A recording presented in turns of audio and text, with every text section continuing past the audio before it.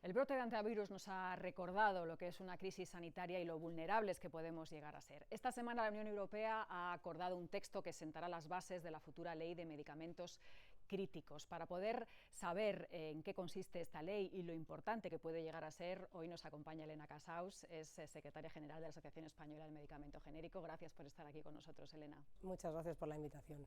Pues lo que ha acordado esta semana la Unión Europea es sin duda una norma clave para la seguridad sanitaria de la Unión Europea.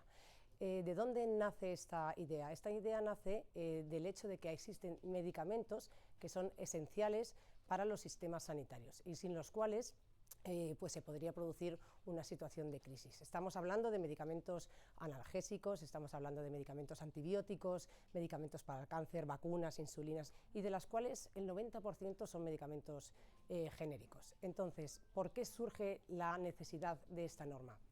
Pues surge porque en los últimos años en la Unión Europea se están produciendo episodios de falta de abastecimiento de medicamentos esenciales, medicamentos críticos, y como consecuencia de ello, a partir de la pandemia de la COVID-19 se evidenció que muchos de estos medicamentos tienen una altísima dependencia del suministro de países asiáticos. Por lo tanto, la norma persigue un objetivo y es reducir esa dependencia y que el suministro de estos medicamentos críticos esté siempre disponible. Para ello, ¿qué ha articulado la norma? Pues básicamente son 3-4 medidas básicamente. La primera de ellas es, primero, que las compras públicas de medicamentos no se basen única y exclusivamente en el criterio de precio, sino que se incluyan otros criterios como son la resiliencia o la fortaleza de la cadena de suministro de los proveedores. Otra medida que intenta abarcar este nuevo reglamento es que se puedan hacer compras conjuntas de medicamentos entre varios Estados miembros, lo cual fortalece la capacidad de suministro. Una tercera medida es las reservas estratégicas, es decir, los stocks de contingencia en los Estados miembros de estos medicamentos críticos, pero siempre preservando los principios de solidaridad y de coordinación entre Estados miembros.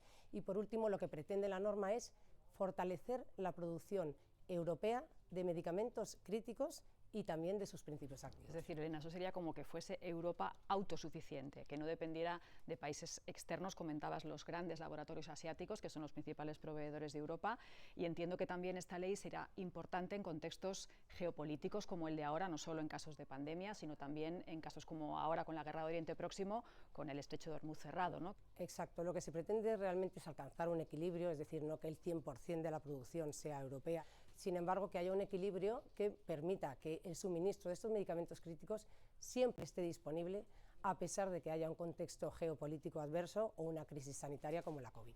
¿Y Europa tiene una capacidad real de poder hacer eso? A ver, Europa sí que tiene capacidad de producción de medicamentos críticos y el caso concreto además de España es un buen ejemplo. España es una de las principales potencias de la Unión Europea en capacidad de producción de medicamentos genéricos. El problema es la dependencia fundamentalmente de los principios activos, es decir, la parte del medicamento que ejerce el efecto terapéutico, que ahí entre un 60 y un 80% tenemos dependencia de países asiáticos.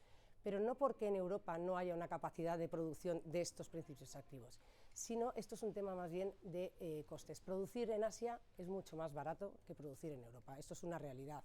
El mismo principio activo, producirlo en Asia puede costar hasta un 40% menos. Y la gran problemática viene ahora. Los medicamentos críticos, que la mayoría de ellos son medicamentos que han perdido patente, tienen precios regulados en toda la Unión Europea, prácticamente en 25 de los 27 Estados miembros, precios regulados muy bajos. Esto hace que los costes, si aumentan mucho los costes de las materias primas, nuestros productores no puedan abastecerse o comprar a los fabricantes de principios activos europeos. Y se da la paradoja de que los fabricantes europeos de principios activos en España, prácticamente el 80% de su producción la exportan, con lo cual esto es algo paradójico. Pues Elena Casaus, muchísimas gracias por tus explicaciones. Gracias a vosotros. Un placer. Gracias.